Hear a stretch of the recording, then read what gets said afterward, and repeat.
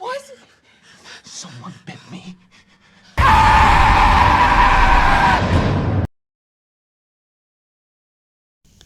Halo Kak, balik lagi nih. Kita bakal membahas sebuah film yang berjudul Barbarian.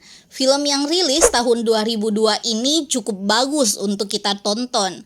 Dari awal kita sudah dibuat bertanya-tanya tentang apa yang sebenarnya terjadi pada rumah tersebut. Oke deh Kak, tanpa perlu berlama-lama lagi, langsung aja kita masuk di alur ceritanya. Tapi sebelum itu, kita intro dulu kali ya.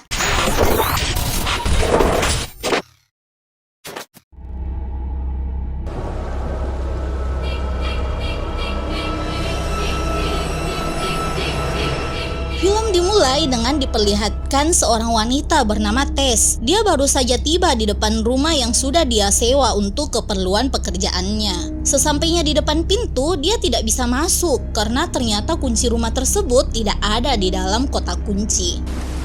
Come on, 8831. Dia pun mencoba menelpon agen tempat dia menyewa rumah tersebut, tapi sayangnya tidak ada jawaban. Ditambah keadaan sekitar rumah tersebut sangat sepi, bahkan tidak ada satu rumah pun yang menyala lampunya. Bingung harus meminta tolong kepada siapa. Dia pun memutuskan untuk kembali ke dalam mobil. Saat di dalam mobil itulah Tess melihat ada seseorang di dalam rumah yang sudah dia sewa. Dia pun memutuskan untuk mengetuk dan bertanya kepada pria tersebut. Ya. Diketahui pria ini bernama Kate. Dia juga mengaku bahwa telah menyewa rumah tersebut, bahkan sudah tinggal di sana selama beberapa hari. I don't live here. I'm renting this place. It's the middle of the night. I don't have it at the top of my head. The address. Karena keadaan di luar yang sedang hujan, Kate pun menawarkan untuk berbicara di dalam. Tetapi sebelum itu, Tess selalu memperlihatkan bukti pembayaran bahwa dia benar-benar telah menyewa rumah tersebut melalui aplikasi pada handphonenya. I need to use the bathroom.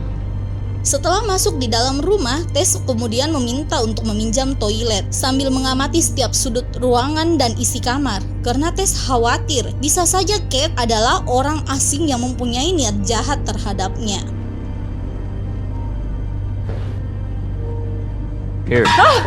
Setelah keluar dari toilet, Tess sempat dibuat terkejut oleh Kate yang tiba-tiba saja berada di belakangnya. Ternyata Kate habis mengambil handphonenya untuk memperlihatkan bukti pembayaran bahwa dia juga benar-benar menyewa rumah tersebut. I guess I'll just find somewhere else. I mean, Yep.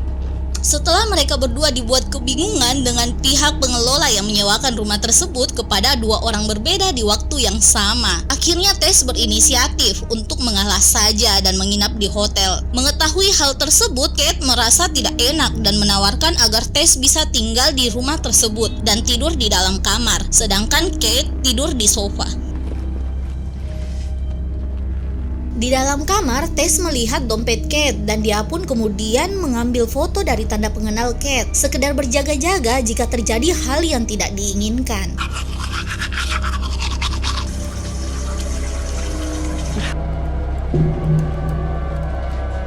Setelah Tess selesai mencuci muka, dia melihat Kate sudah ada di depan meja lengkap dengan minuman di depannya. I'm good, but you go ahead. you sure? Yeah. Tampaknya Kate ingin mengajak Tess untuk minum untuk mencairkan suasana.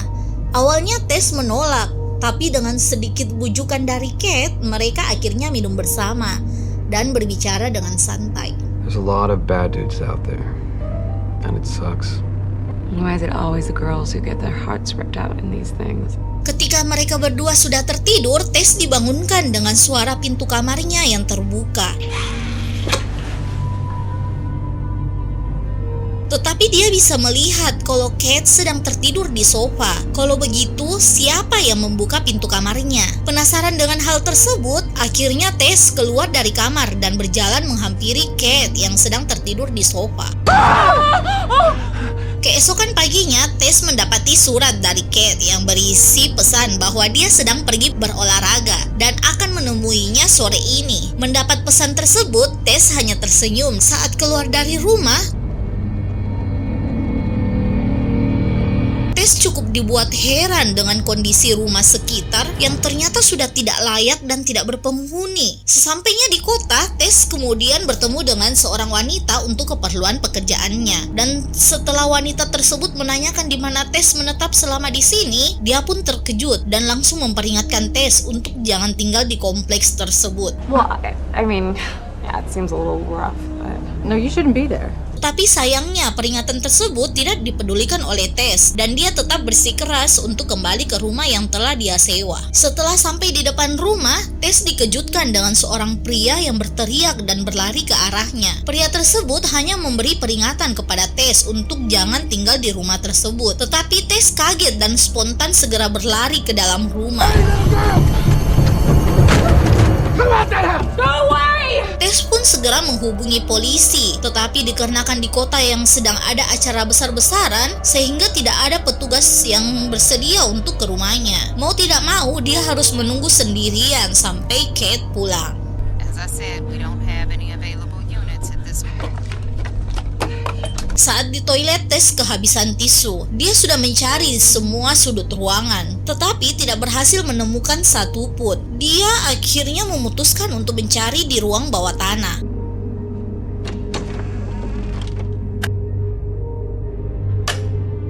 Tetapi setelah berhasil menemukan tisu tersebut, pintu yang menjadi akses untuk ke ruang bawah tanah pun tertutup sendiri dan mengunci Tess di dalamnya.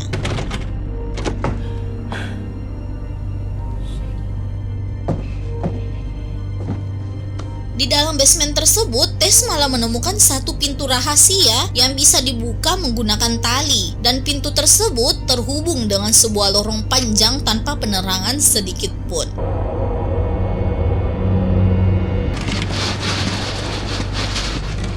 Setelah cukup lama berdiri di depan pintu rahasia tersebut, Tess akhirnya memberanikan diri untuk masuk. Setelah berjalan beberapa langkah, Tess menemukan sebuah kamar.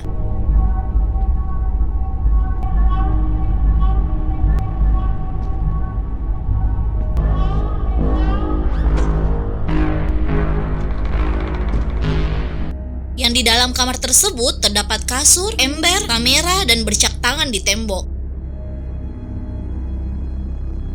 Setelah melihat ruangan aneh tersebut, Tess segera berjalan keluar dan kemudian Tess dikejutkan oleh Kate yang mengetuk pintu. Dia pun segera memberikan kunci kepada Kate melalui jendela kecil yang berada di basement. Tess pun menceritakan semua yang dia lihat kepada Kate dan segera mengajak Kate untuk meninggalkan rumah tersebut. if you want to go and look, suit yourself, but I am going. Tess, wait, I'm sorry. Tetapi karena rasa penasaran yang tinggi, Kate meminta Tess untuk menunggunya terlebih dahulu selagi dia mengecek ruang bawah tanah tersebut. Just 30 seconds, okay? Just wait here. Setelah beberapa lama menunggu, Kate yang tidak kembali membuat Tess khawatir. Dia pun memutuskan untuk turun dan menyusulnya. Keith! Tetapi bukannya menemukan Kate, Tess malah menemukan pintu lain yang menghubungkan lorong tersebut ke lorong lain yang lebih panjang.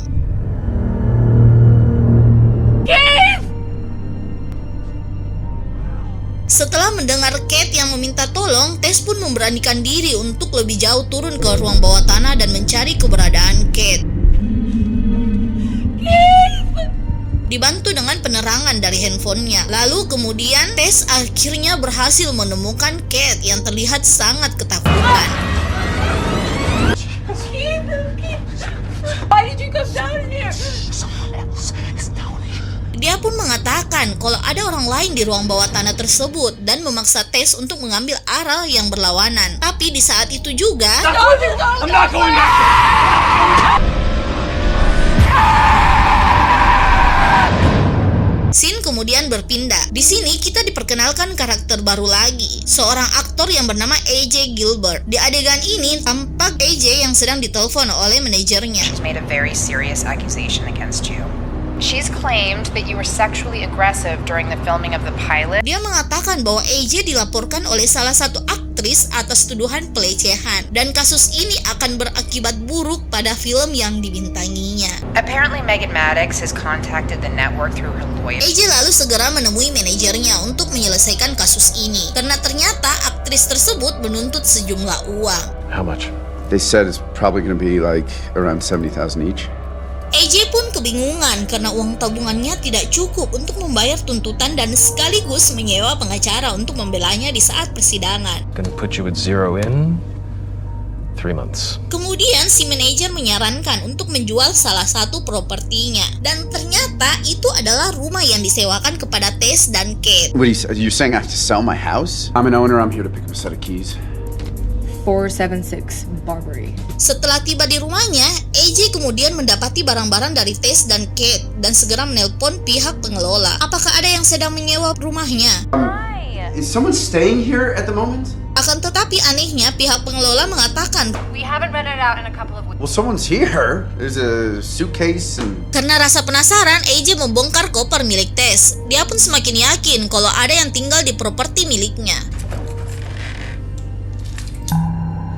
Esok paginya di saat dia sedang sarapan, dia mendengar suara yang berasal dari ruang bawah tanah. Sadar ada yang tidak beres, AJ pun mengambil sebuah pisau untuk berjaga-jaga.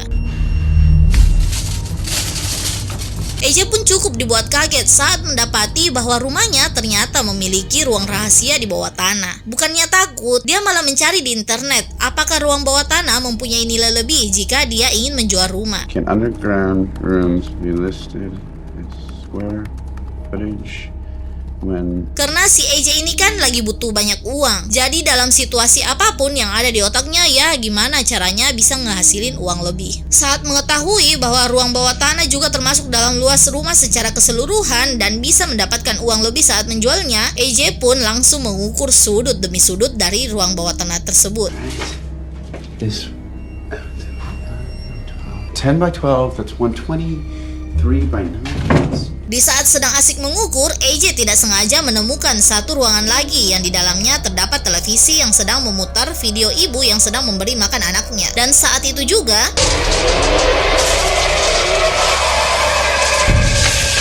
AJ kemudian dikejar oleh wanita yang menyeramkan itu. Dan karena tidak memperhatikan, dia pun jatuh ke dalam kurungan yang di dalamnya terdapat Tess.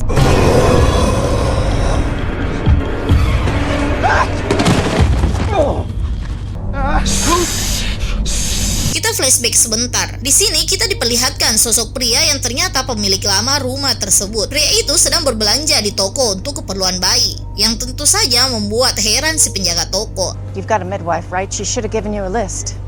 It's just me. Oh my word. Sesampainya di rumah, ada tetangganya yang mendengar sayup-sayup suara wanita yang berasal dari basement rumah pria itu. Dan ternyata pria ini sering menculik wanita-wanita, kemudian menghamilinya dan mengurungnya di ruangan bawah tanah.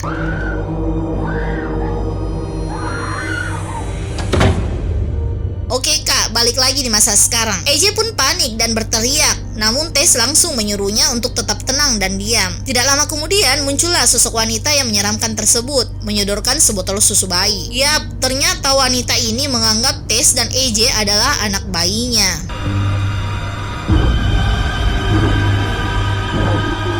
Namun karena AJ menolak untuk meminumnya, si wanita pun marah dan menyeretnya.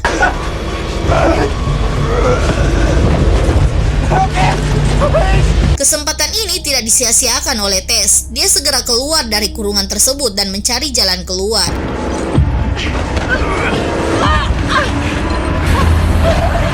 Setelah berhasil lolos berkat bantuan dari gelandangan yang tempo hari memperingatinya, Tess pun segera diberitahu untuk segera pergi dari sana. Karena saat malam hari, wanita itu akan keluar dari rumah dan mencarinya. Come nighttime, she's gonna come out of there. She's gonna come looking for you. She comes out at night. Tetapi Tess lebih memilih untuk menghubungi polisi dan menyelamatkan AJ. Hey! Oh my God. Officers, thank God.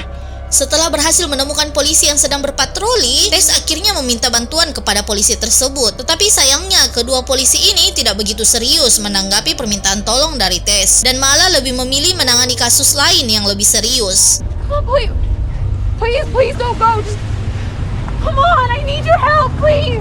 Scene kemudian berpindah lagi di AJ yang ternyata berhasil meloloskan diri dari wanita tersebut. Tapi bukannya menemukan jalan keluar, dia malah menemukan sebuah kamar yang di dalamnya terdapat seorang pria tua yang ternyata adalah sosok pria yang sempat kita lihat pada flashback tadi.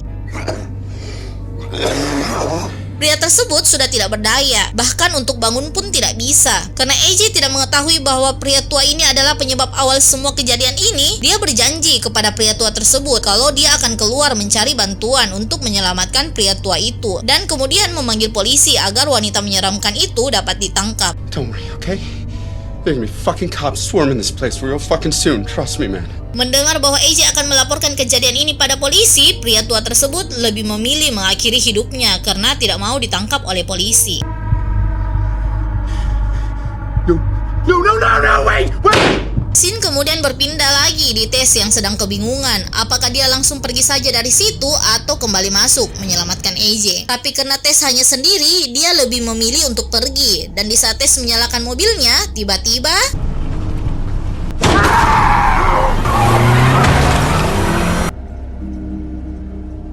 setelah yakin wanita tersebut sudah mati, Tess memberanikan diri untuk masuk kembali ke dalam rumah tersebut dan menyelamatkan AJ. Tetapi karena AJ salah mengira bahwa Tess adalah wanita menyeramkan itu, dia pun langsung menembaknya. Beruntung tembakan itu hanya mengenai bagian perut dari Tess. Hello. Come on, we gotta get you out of here. Come on. I'm sorry. Setelah mereka berdua berhasil keluar dari rumah tersebut, Tess pun terkejut karena ternyata wanita menyeramkan tersebut sudah menghilang, yang menandakan kalau dia masih hidup. Mereka pun memutuskan untuk segera pergi dari tempat tersebut. She's gone. You know she's gone. Where the fuck is she?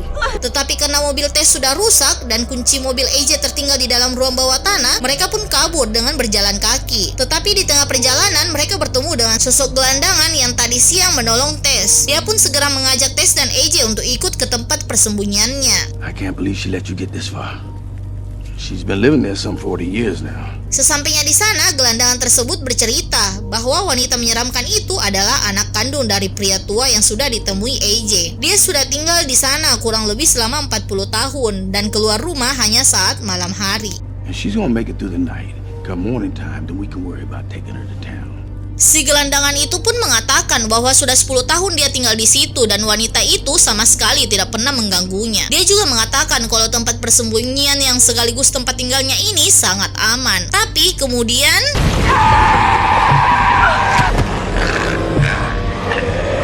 karena AJ panik dan sudah lelah terus diikuti oleh wanita menyeramkan tersebut, dia pun menjadikan Tess sebagai umpan. AJ dengan sengaja mendorong Tess.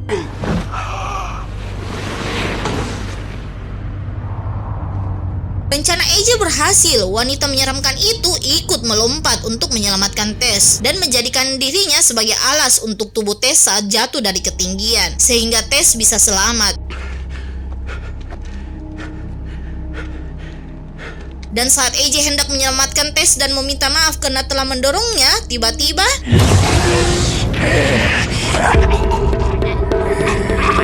ternyata si wanita menyeramkan itu masih hidup. Dan setelah menghabisi AJ, si wanita itu kembali menghampiri Tess untuk membawanya pulang. Karena dia masih menganggap bahwa Tess adalah bayinya. Tetapi kemudian Tess segera mengambil pistol yang dibawa oleh AJ, lalu menembak wanita menyeramkan itu.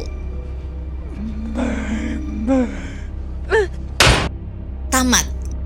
Akhirnya Tess bisa selamat dan segera meninggalkan tempat tersebut dengan luka tembak di perutnya. Yap, itu tadi alur cerita dari film Barbarian. Cukup seru ya kak filmnya dan masih worth it lah buat kita tonton. Mungkin segitu dulu dari Story of Movie. Jangan lupa like, komen, dan subscribe kalau kalian suka dengan video ini. Sampai ketemu di next video. Bye-bye!